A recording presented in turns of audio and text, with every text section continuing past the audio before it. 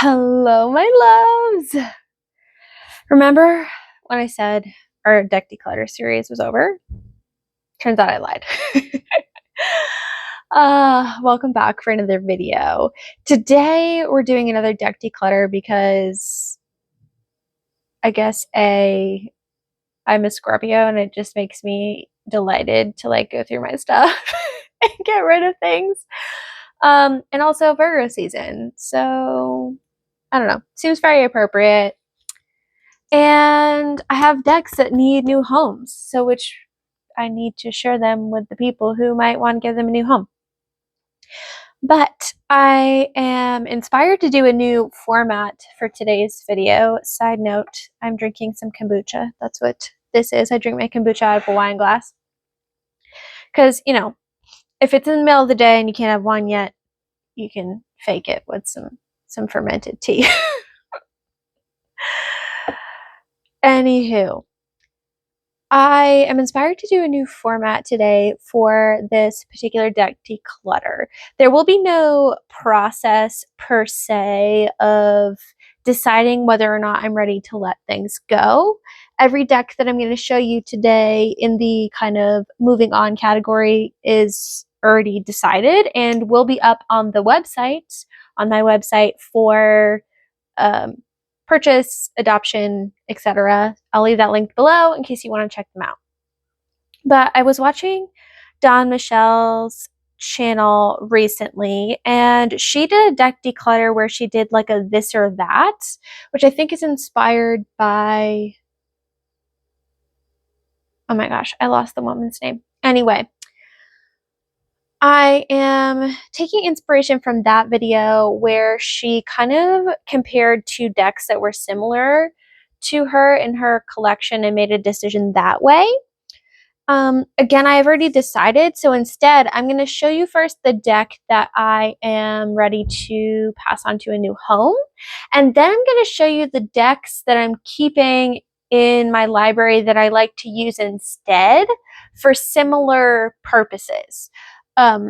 So this will serve as both a declutter video for me to show you kind of what's up in the website looking for a new home, but also give you an insight as to if you're looking for a specific kind of deck, what two options might be, and the one that I personally prefer, which doesn't mean that my selection is correct. Perhaps you would prefer the one that I'm going to offer up. So that's what we're doing today, and we're going to start with a banger.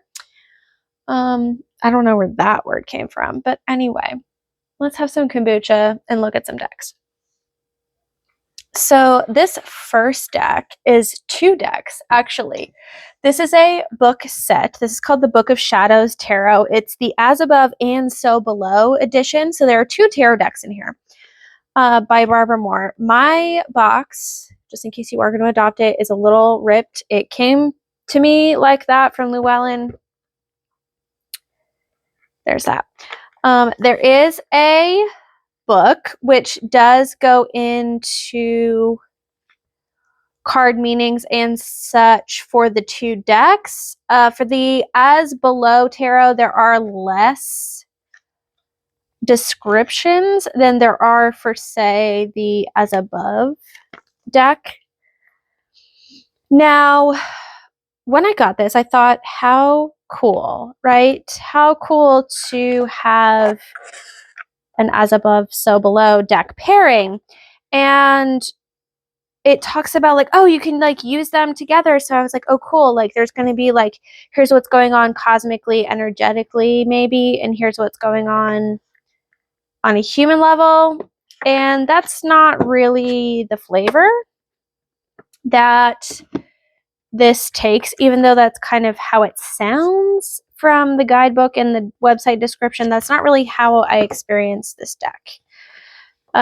The As Above deck is heavily Wiccan flavored, which is not my personal flavor of practice. These are the backs.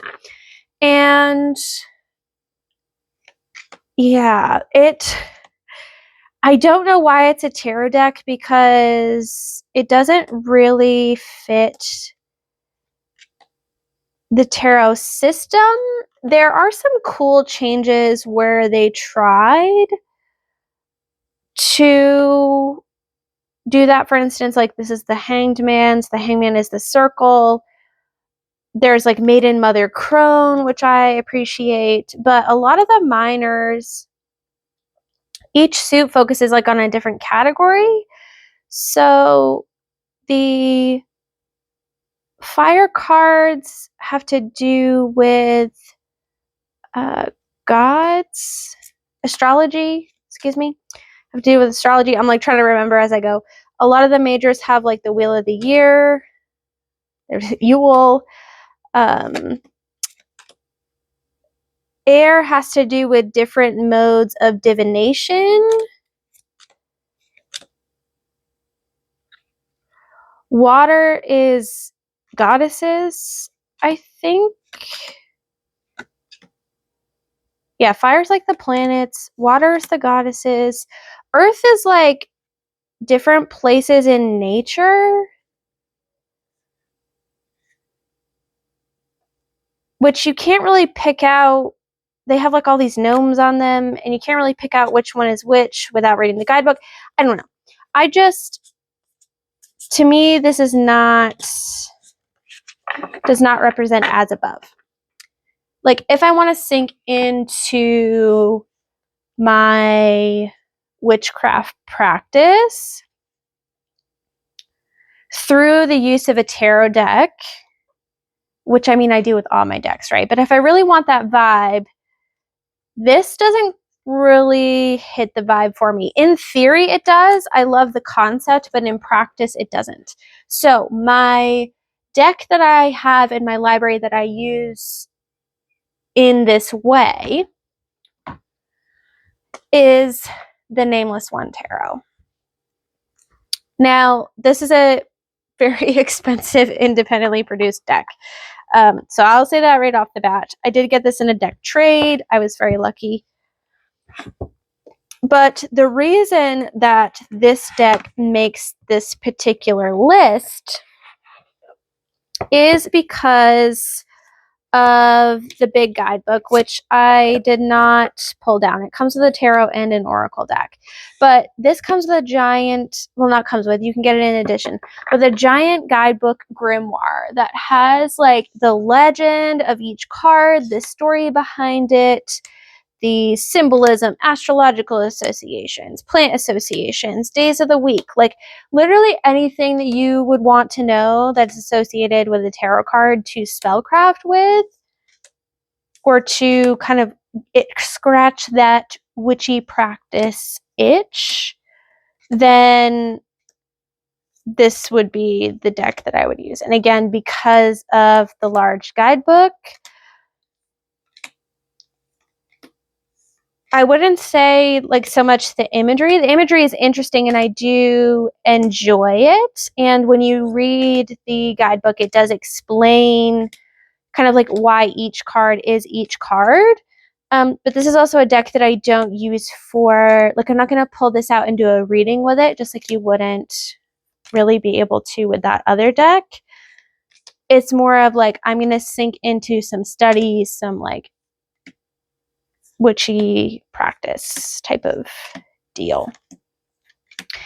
And there are many different ways that I experience my magical path, and this isn't like the primary way, but if I do want to do it this way, then this is the deck. Does that make any sense? Hopefully. So moving on to the As Below deck from this set. This one deals with like dog hair, my life. This one deals with the more human side of things. And this one is interesting because you will see in it kind of the little,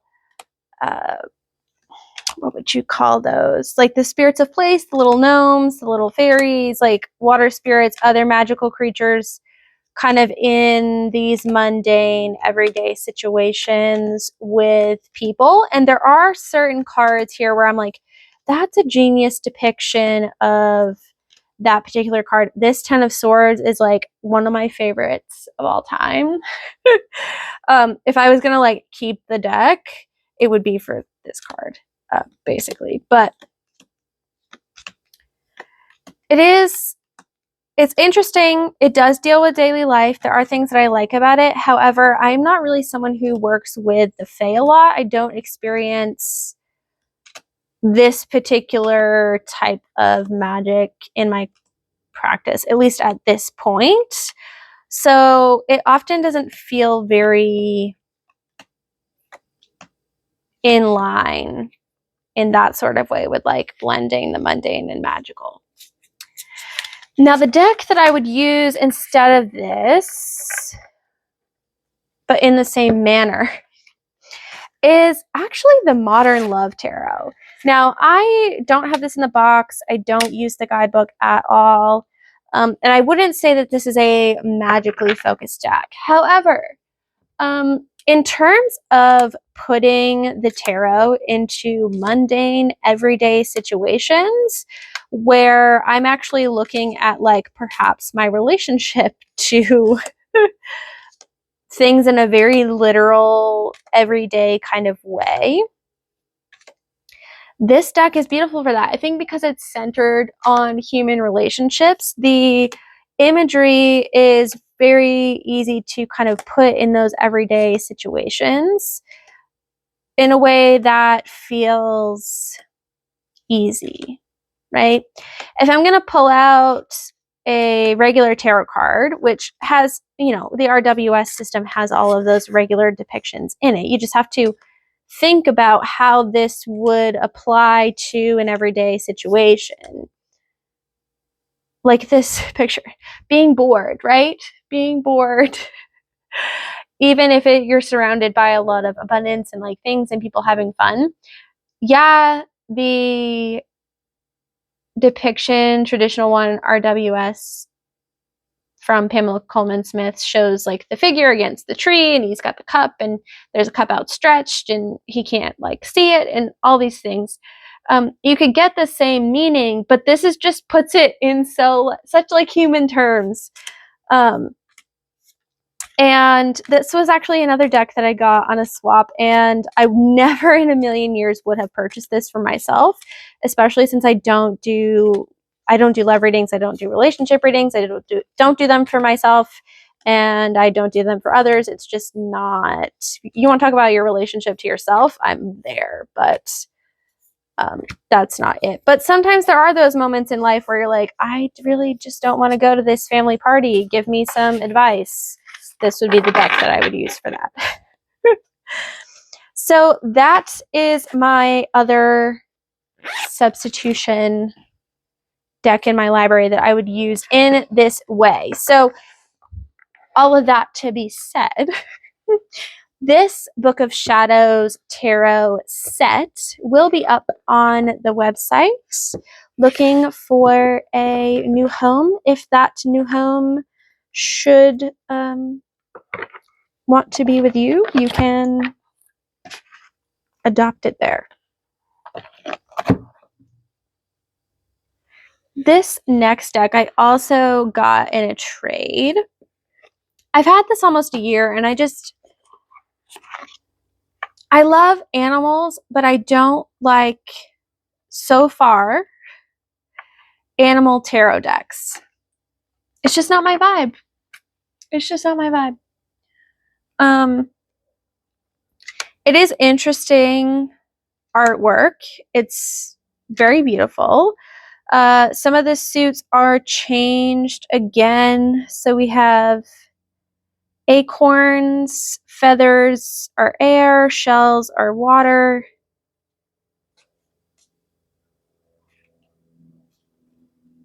There's another one. Crystals and acorns. I can never remember if crystals are earth or if acorns, my goodness, acorns are earth. But anywho, it has little keywords on the bottom, which sometimes can be interesting and fun with tarot and sometimes can be a little aggravating, I think, but I do appreciate the kind of wide array of animals that you see in this deck. It's not your typical. I adore the octopus for the wheel. Octopus and I have a thing. I love the frog. Like the artwork is beautiful. I love the idea of it. Animals and tarot to me do not mix. It's just not a thing. Also, some of the court cards are renamed, but they do keep most of their, oh my god, the bee, it's so cute. The bears, they do keep most of their original meaning. The owl for the moon, praying mantis for hangman. I mean, in its execution, this is a nice deck. I enjoy the cardstock. The cards are a little big, but they do shuffle really nice. They're like that, they're glossy and flexible, but like in a not slippery and still kind of stiff way, if that makes any sense. The guidebook is interesting. It does give you a little bit of a message, which does have to actually do a little bit with the animal, which I do always appreciate. That is something that really grinds my gears when that's not in there. But anywho, Spirit Song Tarot. Cool deck. Well done. Animal deck. Not for me. So this will be looking for a new home. The deck that I like instead, the only other animal deck that I have and have kept so far, is the Witch's Familiar Oracle deck. This is not tarot, like I said, but if I want an animal deck, this is the one that I reach for. You do have an animal, and you also have a keyword. Some of the quote-unquote animals in here are like the fae. Artwork, I mean, it's different. It's not the worst ever, but it is a little kind of silly at times. Maybe not silly. What's the word? It's playful. It's playful and a little bit... I literally can't think of the word. It's like right on the tip of my tongue. But anyway, this is the deck that I will use for that. There is some cool things in the guidebook. So you get like a little poem. It is, again, kind of Wicca-ish, but not so much that I don't enjoy using it.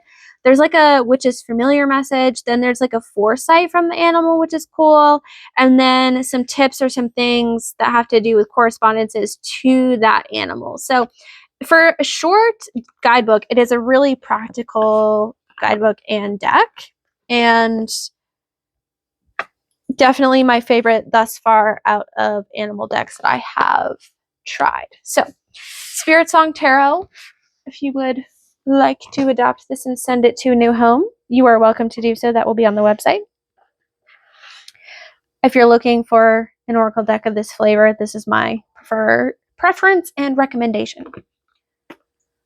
One day I will learn how to speak human words better.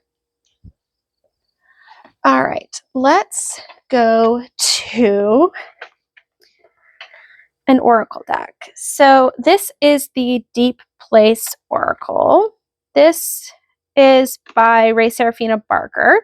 I have 3 of her decks, and all 3 of them will be featured in this video, ironically.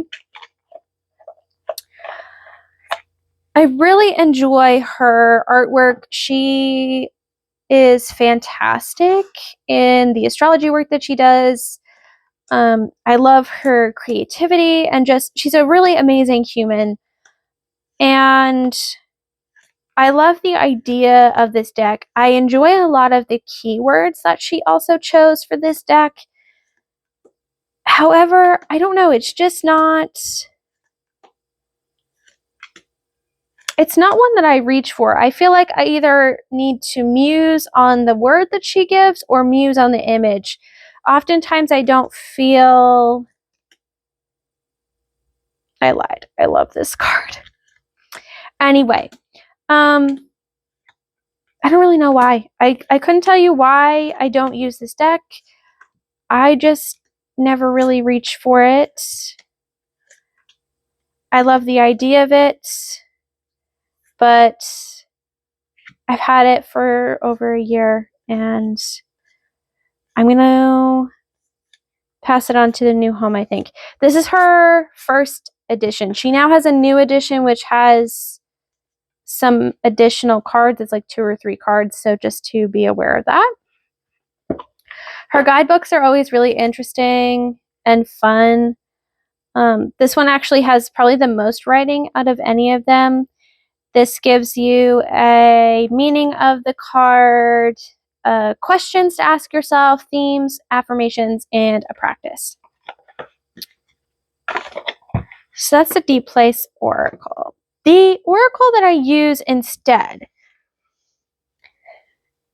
is another one of her oracles, the Wordless Oracle. If I'm thinking about the idea of like as above, so below, and the middle ground, I have decks within my library and practice that would fit into each of those categories. Like I have decks for the underworld, I have decks for the middle world, I have decks for the upper world. But if I want something that's going to speak to me of all of them, I like her Wordless Oracle, because to me, when I'm perceiving the different realms, it is an internal experience, because I'm thinking like psychically and abstractly about these 3 separate worlds, right? Does that make sense? And I love this deck, the Wordless Oracle. I don't know if this one's still in print. This is an independent creator. Although as far as indie decks go, she keeps her decks quite affordable, so I have to give her that. But her images bring up so much, and depending on where you're at, can really speak to any of the 3 realms, depending on kind of how you're looking at it. There's a lot of nature. There's some of them have people in them. There's some animals in some. And I can use my intuition to look at the images and pull out kind of that message. And I don't feel so locked into a certain concept with a keyword, like from the Deep Place Oracle. Does that make sense? Like if I'm going to engage with this artwork, I want the artwork to take me somewhere. I don't want you to tell me where it's taking me. I want to figure out where I'm being taken. And go through the mystery of trying to figure out like what it's talking about, which world am I in, what's the action, what's the alchemical process, all of the above. So this is the Wordless Oracle. This card is like burned into my mind. I don't know why I was thinking about it earlier today. So this is the deck that I prefer of hers, and I actually think she's coming out with a new deck too. I think I saw that on her email list. The guidebook for this, in case you're interested, the way that it works is she has a list of symbols. So if you see the moon, if you see a portal, if you think it looks like a sanctuary, if you see a shoreline, you can look up like this is clouds. It'll talk about clouds, the meaning, give you some questions to muse on, and an affirmation. But even in the guidebook, she's like, please don't use it. Please don't use the guidebook. And I don't. I really like it without it. So the Deep Place Oracle will be looking for a new home. The Wordless Oracle is my preference. Okay. Next, we'll do 2 more, I think, and then I'll leave the rest of the decks for like a part 2 video, a second video. So the deck looking for a new home is the Beyond Lemuria Oracle Cards Pocket Edition. The only reason this is looking for a new home is because I cannot stand the pocket editions because my brain cannot handle the words being on the back. I need a backing. I need a backing and a photo. And then a guidebook with the messages, or like keywords on the image. Well, that's the other thing, is like if the keyword was on the image, I could probably get away with this deck. Like if this said full spectrum on here, I'd be like, okay. But practically, functionally, this just doesn't work for my brain. However, I do really like the cards and the keywords. The messages are great. Like if this is what's in the guidebook, then it's amazing. The art style really isn't my thing, but it's not something that I dislike. I think it does work with the concepts that are on the back. And if I had the chance, like was gifted this deck in a larger format, or could trade for it, or for some reason felt the inkling to buy it, like I would absolutely get this deck in a bigger format. I really do not like these mini decks with the word on the back. They just functionally do not work for me. So the Beyond Lemuria is looking for a new home. And this deck is Wisdom of the Ancient Future. The deck that I have most closely in my collection right now, not collection, library. I don't collect decks. I use decks. So I like to call them in my library. Anywho, I need to take a sip of kombucha. The deck that I would use in its place is the Earth Warriors Oracle by Alana Fairchild. Now, this isn't a direct translation, right? Like Lemuria, when we think of Lemuria, we often think of more of like a Star Seedy kind of vibe.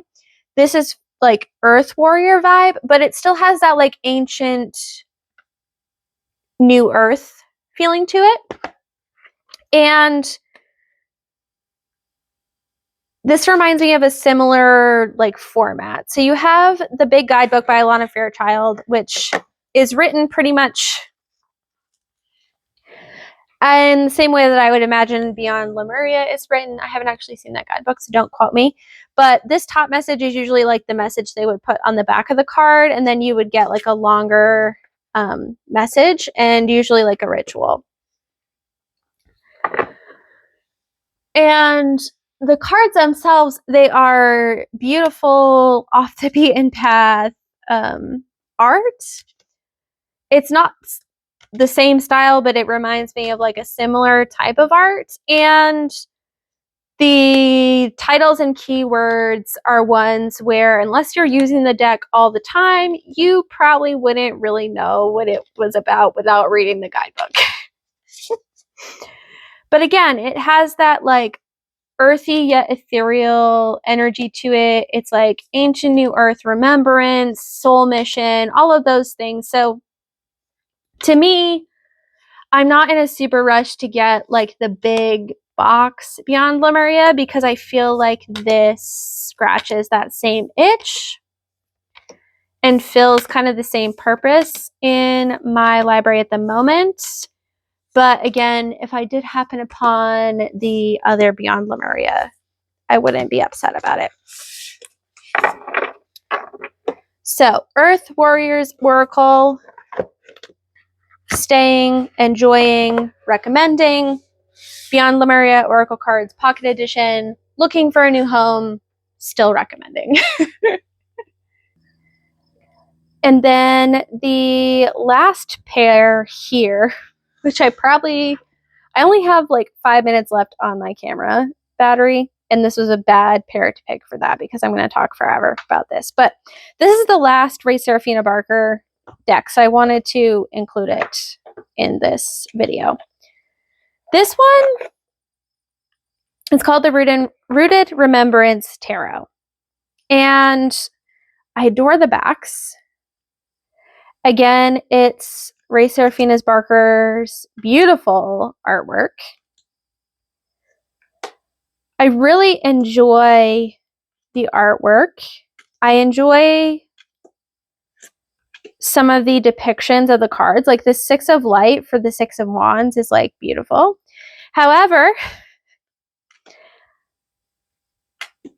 this deck is not a direct translation. So she created the tarot deck based, also this Lover's card, like chef's kiss. What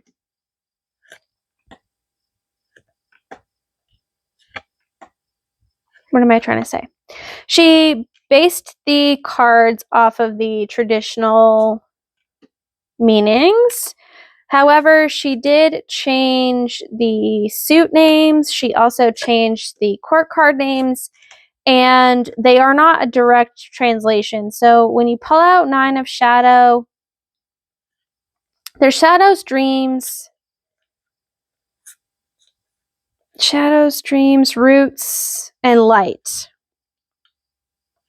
I think shadows are swords. That doesn't immediately scream swords to me. Three of Swords. 10 of Dreams, so that'd be like 10 of Cups. 7 of Cups. But also in the guidebook, she doesn't say like which suit is which. You know what I mean?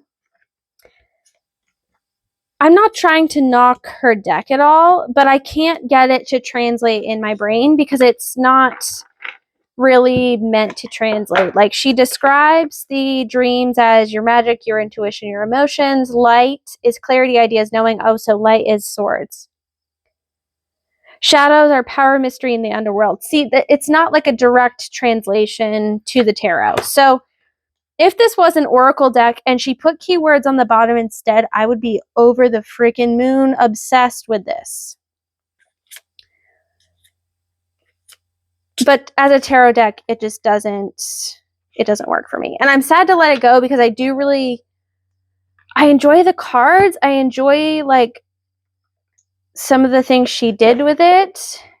Perhaps I could write my own keywords on it, but I don't like how that looks, and I know it would rub off and it would just drive me nuts. So Rooted Remembrance Tarot is looking for a new home at the moment. If it doesn't sell, I probably won't be upset about it.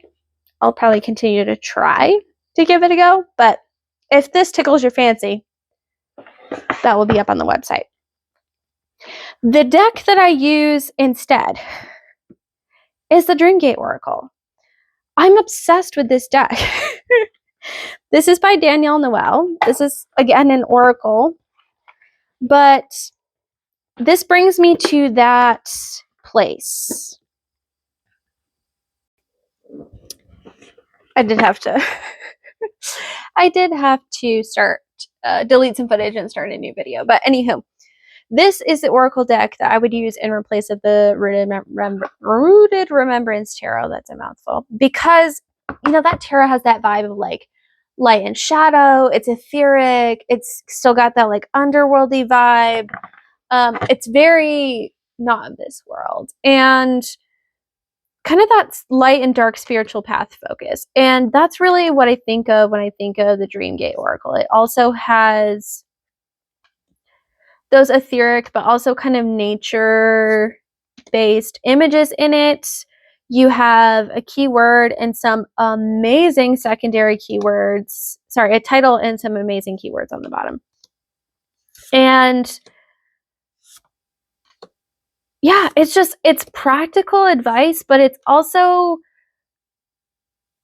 spiritual enough where I feel like it really speaks to at least the way that I experience my magic. My magic is very psychic, energy-based, and based in more of like the cosmic experience, meeting the human world, rather than like earth up, I'm sky down, if that makes any sense. So yeah, this deck, the Dreamgate Oracle, this isn't meant to be a review of this, but this has been probably one of my favorite decks that I have gotten this year out of the few that I have purchased, and has remained a favorite and on frequent repeat within my practice, both for myself and for clients since it's come into my life. And that, my loves, marks the end of our first installment of whatever I'm going to call this video. Decks that I'm passing on and the decks I'm using instead. Something like that. Anyway, thank you so much for being here. All of the decks that I mentioned that are looking for a new home will be up on my website for purchase there. I try to keep it quite reasonably affordable as they are, you know, pre-loved decks. I do, of course, have to ship them, so that adds cost, but I ship them priority mail. And if you buy multiple, then the shipping's, you know, really cost effective. You get tracking, all that fun stuff, and the decks get to go to a new home. I also love to trade. If you would like to trade decks, let me know kind of what's in your collection that you would like to offer up in trade for whatever deck that you're interested in that I showed you. And I'm happy to kind of send you my terms and look at what you have to offer and all of that. If you are interested in that, please don't put it in the comments. Please send me an email or DM me on Instagram. It's easier on my life that way. There's like no way for me to direct message you on YouTube, so it makes it messy. So yeah, email is in the description. So is my Instagram. If you're not following me over there, I post a hell of a lot more often over there than I do here. Just because, again, it's easier sometimes. But anyway, I'm going to stop rambling. Thank you so much for joining me. And I will see you again very, very soon with my next and final video of this series. Take care, my loves.